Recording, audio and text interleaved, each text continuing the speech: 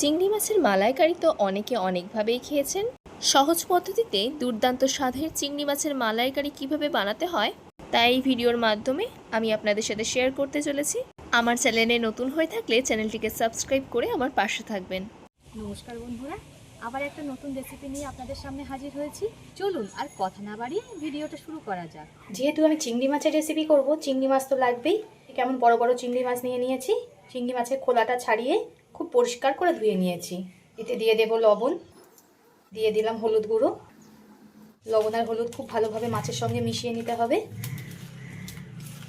এখানে 400 গ্রাম পরিমাণ চিংড়ি মাছ আছে, আপনারা আপনাদের পরিমাণ মতো নিয়ে নেবেন। লবণ আর হলুদ আমার মাখানো হয়ে গেছে। এখানে আমি একটা বাটি নিয়ে নিয়েছি, এর মধ্যে দিয়ে দিলাম একটা নারকেলটাকে খুব ভালোভাবে কুড়ে নিয়েছি। পুরো একটা কোরানো নারকেল এই বাটির মধ্যে নিয়ে নিয়েছি। নারকেলের দুধটা পুরোপুরি বের করে নেওয়ার জন্য এতে দিয়ে দিলাম গরম জল। গরম জলটা দিয়ে খুব ভালোভাবে মিশিয়ে নিতে হবে। এবার কিছুক্ষণ রেখে দিতে হবে ঠান্ডা হওয়ার জন্য। একটা মশলা তৈরি করার জন্য এখানে একটা মিক্সচার জার নিয়ে নিয়েছি। এতে এবার দিয়ে দেব 1 চামচ সাদা সর্ষে, আপনারা চাইলে কালো সর্ষেও ব্যবহার করতে পারেন। দিয়ে দেব চীনা বাদাম, এই চীনা বাদামের পরিবর্তে আপনারা কাজু বাদামও ব্যবহার করতে পারেন। দিয়ে দেব এতে 4 চামচ ফাটিয়ে রাখা টক দই। এই সব কিছুকে একটা মিহি পেস্ট করে নিতে হবে।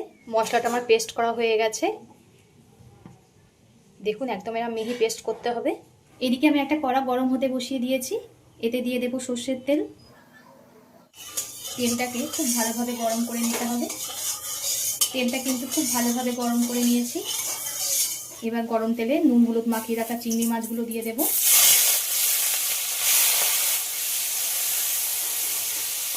চিংড়ি মাছ কিন্তু বন্ধুরা বেশি ভাজা যাবে না, হালকা করে ভেজে নিতে হবে। বেশি কড়া করে ভাজলে চিংড়ি মাছের টেস্টটা নষ্ট হয়ে যাবে। চিংড়ি মাছটা আমার ভাজা হয়ে গেছে, এবার তুলে নেব। ঠিক এমন একটু হালকা করেই ভেজে নিতে হবে।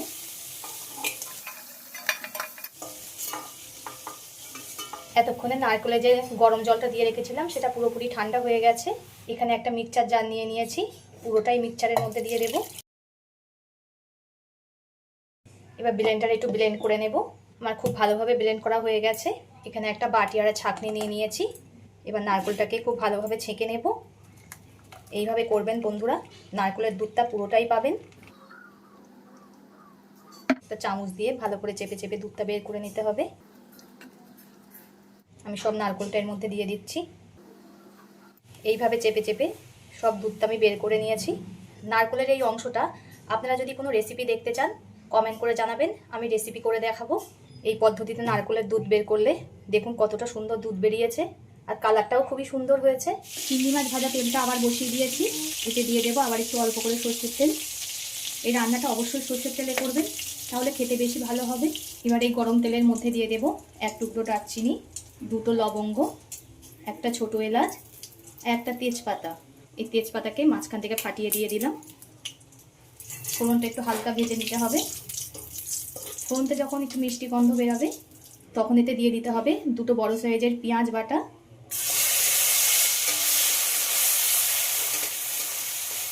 পেঁয়াজটা ভেজে নিতে হবে,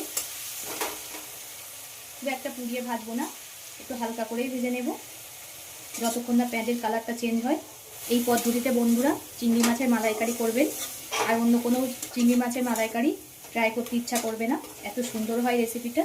বন্ধুরা এই পদ্ধতিতে চিংড়ি মাছের মালাইকারি ট্রাই করবে, অনুষ্ঠান বাড়িকেও হার মানিয়ে দেবেন। এত দারুণ হয় এটা খেতে।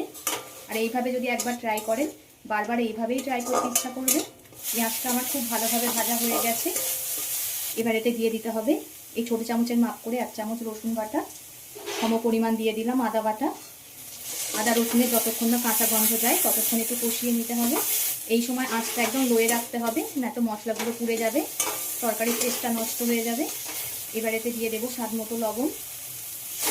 লবণ দিয়ে আবারও কষিয়ে নিতে হবে। কষাতে কষাতে আদা রসুনের কাঁচা গন্ধ চলে গেছে।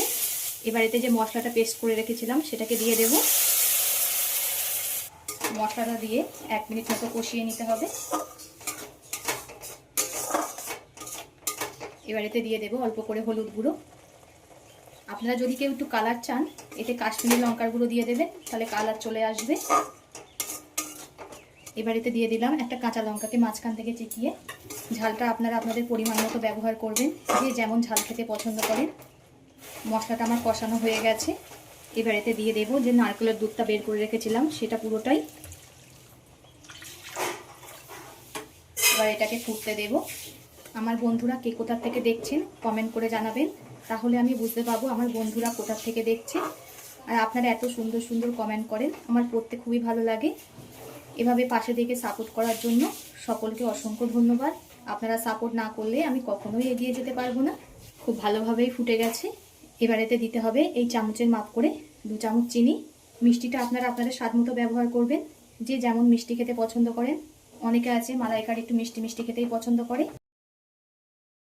আমাদের বাড়ির ছোটরা খুবই ভালোবাসে এই মালাইকারি খেতে, তাই আমি ঝালটা একটু কম দিলাম আর মিষ্টির পরিমাণটা একটু বাড়িয়ে দিলাম। তাদের এই মালাইকারি হলে আর কিছুই লাগে না। আমি 5 মিনিট খুব ভালোভাবে ফুটিয়ে নিয়েছি। এবারেতে ভেজে রাখা চিংড়ি মাছগুলো দিয়ে দেব। চিংড়ি মাছ দিয়ে আবারও ফুটিয়ে নেব। আমাদের বাড়ির বাচ্চারা এই মালাইকারি যেদিন হয় আর কিছুই খায় না, সারাদিন এই মালাইকারি দিয়েই ভাত খায়। আপনারা এই পদ্ধতিতে ট্রাই করে কমেন্ট করে জানাবেন কেমন হয়েছে। আপনাদের কমেন্টের আশায় থাকবো। টোটাল আমি 10-15 মিনিট মতো ফুটিয়ে নিয়েছি খুব ভালোভাবে। এবার এতে দিয়ে দেব গরম মশলা গুঁড়ো। এই গরম মশলা আমার বাড়িতে বানানো, এই ভিডিওর ডেসক্রিপশানে দিয়ে দেব, চাইলে সেখান থেকে দেখে নিতে পারেন। গরম মশলাটা দিয়ে গ্যাসটাকে অফ করে দিতে হবে। আশা করি এই সিম্পলভাবে তৈরি করা মালাইকারি রেসিপি আপনাদের সকলেরই ভালো লেগেছে। কমেন্ট করে জানাবেন কার কেমন লেগেছে, আপনাদের কমেন্টের আশায় থাকবো। তো এতক্ষণ ধৈর্য ধরে ভিডিওটা দেখার জন্য সকলকে অসংখ্য ধন্যবাদ। সবাই সুস্থ থাকবেন, ভালো থাকবেন। পরবর্তী একটা নতুন রেসিপি নিয়ে আপনাদের সামনে আবার হাজির হচ্ছি।